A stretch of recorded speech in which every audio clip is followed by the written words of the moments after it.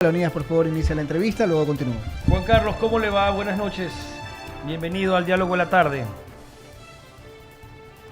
Hola, ¿cómo está? Buenas tardes. Siempre es un placer saludarlos. Un gusto, Juan Carlos. Juan Carlos, antes de empezar a tocar el tema que se había planteado en la entrevista, quiero comenzar con lo que justamente se ha dado a conocer hace poco. El ministro de Finanzas junto al presidente de la República, Daniel Noboa, pues han hecho público los datos, las cifras, cómo han recibido al Ecuador del gobierno el expresidente Guillermo Lasso. Las cifras que no son nada alentadoras, hablan de deudas con el IES, los municipios, prefecturas, los GATS, cerca de 2.800 millones de dólares, apenas más de 180 millones de dólares en la cuenta única del Tesoro, un crecimiento, realmente la caída del PIB por el 9%. Estas cifras que nos acaban de revelar, bueno, el presidente está anunciando también que apoyen a su gobierno justamente con el tema de esta reforma que ha planteado él justamente antes de asumir, y está pidiendo el respaldo de los ecuatorianos, los sectores productivos, de todos el país. La pregunta es, Juan Carlos, ¿cree usted que tenemos un panorama viable para el año y medio que tiene el presidente? ¿Le va a alcanzar el tiempo para hacer algo en la parte económica con las cifras tan pobres que estamos viendo y con un riesgo país tan alto por cerca de los 2.000 puntos, que definitivamente encarece mucho más el crédito que quiere obtener y realmente no pasa a ser sujeto de crédito el Ecuador? ¿Cuál es el análisis que usted le da a estas cifras que se acaban de dar a conocer por parte del gobierno nacional, Juan Carlos? Bienvenido. ¿Qué tal? A ver, yo creo que como es normal, yo creo que el juego racional de la política Juan Carlos, si nos ayuda por favor prendiendo su cámara para que salga también a través de nuestro canal digital de Inno29. No sé si nos puede ayudar con eso, Juan Carlos. Que se ve cromo. Ahí estamos, para que salga también a través del canal digital de la radio. Sí, a ver, lo que le decía es normal realmente esperar a nivel político que siempre los gobiernos se vendan bien, ¿correcto? Y había mucho de eso en el cierre de la gestión del presidente Lasso. Era, digamos que, inevitable que a pesar de los números que puedan haber sido buenos o malos, ellos iban a pintar bien. Muchos de los economistas, entre los cuales me incluyo, teníamos claro el panorama, que desde el punto de vista de las finanzas públicas no había un presupuesto balanceado, a pesar de que una de sus ofertas claras de campaña había sido eso. ¿Sí? Evidentemente no vamos a decir que no hubo factores exógenos que afectaron aquello, razón por la cual yo siempre considero que prometer un balance fiscal estable, ¿sí?, es difícil de cumplir, no porque no haya responsabilidad, sino porque si más de un tercio del presupuesto del petróleo, del Estado, depende del petróleo, es un componente importante que está fuera del control de las autoridades. Entonces sí, el panorama no es sencillo. Hay un déficit estimado para el cierre de este año de cerca de 4.500 millones de dólares. Obviamente mayor demanda de recursos ocurre en el mes de diciembre por los 2 sueldos que deben ser honrados. Pero yo creo que la parte financiera siempre tendrá solución. ¿Sí? Evidentemente habrá soluciones más baratas y otras más costosas, pero digamos que el hueco en alguna forma podrá ser zanjado. Eso en primera instancia.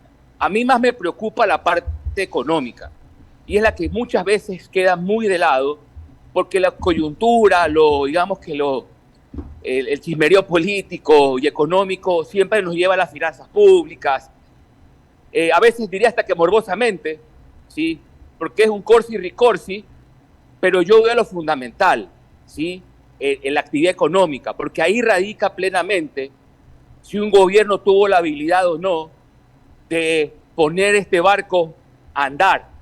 Y uno se va confundiendo siempre y diluyendo siempre en la discusión de las finanzas públicas. Entonces, ahí también dejó mucho que desear el gobierno anterior, porque pocas acciones hubo al respecto. No sé si por falta de voluntad o desconocimiento, pero en ese caso nos dejó, para mí, una deuda mucho más grande que el déficit que hoy tenemos que negociar. Juan Carlos, el hecho de que el presidente esté pidiendo este respaldo justamente del pueblo ecuatoriano, esa reforma tributaria, es porque podrían venirse algunos ajustes también, es decir, aumento de tributos, podría ser ese el camino. Conocemos que ha planteado reducir, por ejemplo, el tema del IVA a los materiales de construcción, pero para la clase en general, que tendrá también que respaldar en la parte económica, ¿podría significar aumento de impuestos? ¿En qué sentido? ¿Por dónde podría ir esa reforma? A ver, yo tuve una charla hace unos 15 días atrás en un foro empresarial analizando justamente su pregunta. Y aquí hay siempre que matizar varias cosas. La diferencia entre lo deseable y lo viable. Muchas personas hablan de que para que el presupuesto se balancee, se entra en la discusión de finanzas públicas, que es lo que hoy quizás toma mayor protagonismo, ¿sí? Dado los proyectos económicos urgentes. Hay que bajar subsidios, hay que subir impuestos, hay que bajar el aparato del Estado. De hecho, pocos hablan de subir impuestos, más bien subsidios y aparato del Estado. ¿Okay? En la práctica, todo esto debe ser matizado con la realidad política que tiene el presidente. Y eso que tenemos muy claro. El presidente busca reelegirse. Dado ese matiz, hay muchas alternativas de política que van a quedar excluidas. Como por ejemplo, los subsidios, para mí queda un poco excluido. ¿Okay? Para mí el reducir el aparato de la función pública podrá hacerse de alguna medida, pero digamos que para mí no es tan viable en el corto plazo. Entonces, en principio, quedaría como mecanismo para poder financiar más deuda, que para mí es el camino que muy seguramente va a seguir, y tributos quizás a los espacios más pudientes, o a las grandes empresas, o a los bancos, o a quienes tienen mayor capacidad adquisitiva. No estoy seguro si por ahí irán los tiros en estos económicos urgentes, pero si tocase buscar recursos a través de tributos, muy seguramente él no va a tocar ni a clases medias ni a clases bajas, como equivocadamente sí lo hizo el presidente Lasso. Obviamente el camino por la clase más pudiente, que también está dentro de los perfiles que podría optar el presidente Daniel Noboa. Mauricio Casa tiene más inquietudes para usted, mi estimado Juan Carlos. Gracias por responder mis interrogantes. Juan Carlos, un gusto saludarte. Una más para terminar con esta parte y meternos al otro tópico para el cual te extendimos la invitación, pero la coyuntura nos obliga a analizar este tema. Dijo en esa intervención el presidente Noboa, que las acaba de subir a la plataforma X hace escasos minutos, que el primer proyecto de ley económico urgente que va a enviar es para la generación de empleo. Ante los problemas acuciantes que él mismo, conjuntamente con su ministro, señaló en esa intervención, y que Leonidas también lo detalló, ¿hasta qué punto este proyecto de ley ataca esa parte? Porque estamos en este momento requiriendo recursos para poder pagar los sueldos y los décimos en diciembre, para cubrir el déficit fiscal que llega a los 5.000 millones de dólares, eso entre otras cosas. Entonces, ¿hasta qué punto este primer proyecto de ley económico urgente, que va para atacar la generación de empleo, ayuda a paliar en algo esa problemática que ha evidenciado en ese tuit? A ver, la respuesta es muy clara. Si el recurso que va a extraer vía tributos o que va a gestionar vía cualquier mecanismo de incremento de deuda o inclusive disponibilidad de recursos de la Reserva Internacional, ¿sí?, en la medida en que sea canalizado para inversión pública, entonces sí iría en concordancia con lo que dijo el presidente. Okay. Es decir, si es para financiar gasto corriente, tendría una implicancia para mí neutral. Si es para financiar inversión de capital, obra civil, diría que tendría una implicación interesante, ¿no? Perfecto. Juan Carlos, voy a cambiar radicalmente de tema. Hoy en la mañana conversamos un poco sobre uno de los artículos que tú escribiste. Tiene que ver con el tema de la pretendida dolarización del presidente argentino Javier Milei, que parece ser que va a sufrir un retraso porque tiene otras urgencias que atacar. Y entre lo que hablábamos, lo que conversábamos un poco, hacía yo la reflexión de que el Ecuador en su momento le tocó hacer esta conversión a 25.000 sucres el dólar. y qué podría pasar en Argentina para que pueda ejecutar una dolarización y bajo qué términos económicos sería y cuánto sería la relación para convertir la moneda. Entonces sí me gustaría por favor tu reflexión.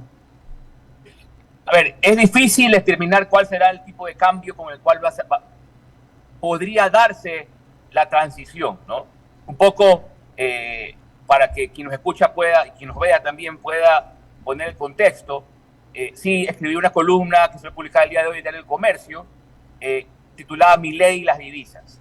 Mi reflexión básicamente era una especie de recomendación o advertencia de lo que podría pasar en un eventual proceso de transformación del esquema monetario de Argentina, en donde si él no es bastante astuto, ¿sí?, probablemente en ese proceso la ciudadanía argentina podría lamentar mucho su pérdida de poder de compra, aún más de que ya experimentan. Y la explicación era sencilla, ¿no?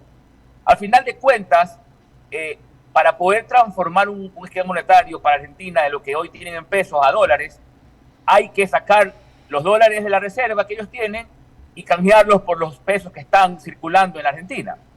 Pero para que, digamos que si eso ocurre de forma natural, pues excelente. Pero sabemos que evidentemente quien genera la divisa son los exportadores y quien las tienen almacenadas es la banca. Entonces, si la banca y los exportadores, a sabiendas de esto, deciden libre y voluntariamente sacar sus tenencias en divisas hacia el exterior, va a generar una especie de demanda de dólares de la reserva, lo cual va a desnivelar la paridad que hoy puede existir. Y básicamente lo que recomendaba en mi escrito era que tenía que cuidar de esto para que su decisión política de transformar el esquema argentino de pesos a dólares no menoscabe el poder de compra ni bienestar de los ciudadanos argentinos en su gran mayoría. Por ahí va un poco la idea, ¿no? Que ojo, que esta reflexión no es que viene de la teoría, sino de la experiencia y la práctica, porque el Ecuador pasó algo parecido, ¿no? Ahora, Juan Carlos, y con esto le doy paso a Leonidas, lo que Milei también ha confirmado es que eliminaría el Banco Central en Argentina, algo que en Ecuador no pasó, ni ha pasado, ni mucho menos, y parece ser que tampoco pasará. ¿Por qué la diferencia? ¿Por qué un proceso de dolarización en Argentina sí podría de repente funcionar sin el Banco Central y por qué en el Ecuador, pese a que estamos dolarizados, seguimos con la figura del Banco Central? O sea, a ver, el Banco Central en el Ecuador es básicamente una cuenta bancaria hoy en día, pues, ¿no? Y un ente que concilia, es como que tuviese un contador, ¿sí? Y alguien que se encarga de manejar el dinero que está ahí reposando. Ese es el rol que hoy tiene el Banco Central de un esquema dolarizado, ¿no? Y ojo, en Argentina podrán eliminar el Banco Central desde el punto de vista de personalidad jurídica, pero sin duda alguna alguien tendrá que captar los dólares que genere el Estado. Por un ejemplo, las empresas públicas argentinas en algún lado tendrán que poner el dinero, ¿sí? Entonces, ese alguien podría ser un ente que sea el que reemplace central. A lo que voy es, más allá del nombre, ¿sí?, lo que aquí son las funciones, las que en el Ecuador sí se eliminaron. Porque evidentemente en el Ecuador el Banco Central es incapaz de imprimir moneda local porque no existe y no está facultado para aquello. Hoy queda el nombre del Banco Central, pero pudimos llamarlo cualquier otra cosa, ¿no? Ok, Juan Carlos, Leonidas con la del estribo. Sí, Juan Carlos, el tema de la dolarización, obviamente tenemos nuestro caso, ¿no?, que es un ejemplo también para los argentinos. La pregunta es, ¿el costo de dolarización de nosotros fue alto? Hubo una devaluación justamente, la gente que tenía guardado su dinero y al momento de dolarizar, pues dicen muchos, bueno, se pulverizó ese ahorro. ¿Sería lo mismo que podría pasarle a los argentinos? ¿Cuál es el precio real que se puede dolarizar una economía? ¿Cuál es el consejo que se debería dar? Es que yo creo que estamos mezclando dos eventos. Si lo más doloroso en nuestro caso fue lo que nos llevó a pensar en dolarizar, que hoy también lo vive Argentina, porque esta inflación de 3 dígitos no es pelo de cochino, es un lamento diario de sobre todo los que menos ganan. Entonces, lo que motivó el pensar en transformar el esquema actual en el país fue una crisis profunda económica y social. muy similar a la que ocurre en Argentina. O sea, el costo, me atrevería a pensar que ocurre siempre antes de, para motivar políticas como estas. Pero si la decisión política no es manejada de forma estratégica, como no pasó en el Ecuador, hay doble golpe. Pero si me preguntan a mí, mayor golpe fue el que se vive antes, que motiva la política. Muy bien. Juan Carlos, agradecerle por haber estado con nosotros. Por supuesto, es una tarea un poco difícil, ¿no? La que tiene el gobierno de Javier Milei en Argentina, de tratar de dolarizar, cambiar su sistema económico, que justamente le ha traído graves problemas con la crisis de inflación que tiene, la hiperinflación que tiene el gobierno argentino en este momento. Gracias, Juan Carlos. No, gracias a ustedes. Y sí, o sea, si bien la tarea del presidente argentino es dura, creo que justamente la laceración social hoy permite que cualquier propuesta sea permeable y que sea recibida de alguna forma como una esperanza por la ciudadanía, ¿no? Al menos en la proporción que ha respaldado a esta tendencia. Sí creo que el presidente Milei debe ser prudente, porque digamos que no cualquier espacio menor es el que piensa de otra forma, y es el esquema que debería, o el espacio que debería buscar la forma de mitigar, ¿no? Pero eso es política más que economía. Pero como siempre yo recomiendo, uno no puede pretender ser un teórico de libro de cocina cuando realmente siempre hay en juego limitantes políticas, ¿no? Hay que siempre combinar ambas. Un fuerte abrazo. Gracias, Juan Carlos. Gracias, Juan Carlos. Muchísimas gracias. Carlos, amigos de esta casa, que esperemos ya se enrumbe y nuevamente ya vuelva a estar en los micrófonos, ¿no? Retorne sí, le a hemos la dado casa. ya vacaciones bastante prolongadas. Gracias, Juan Carlos, por haber estado con nosotros. Él siempre tan listo, presto y dispuesto. De esta manera vamos a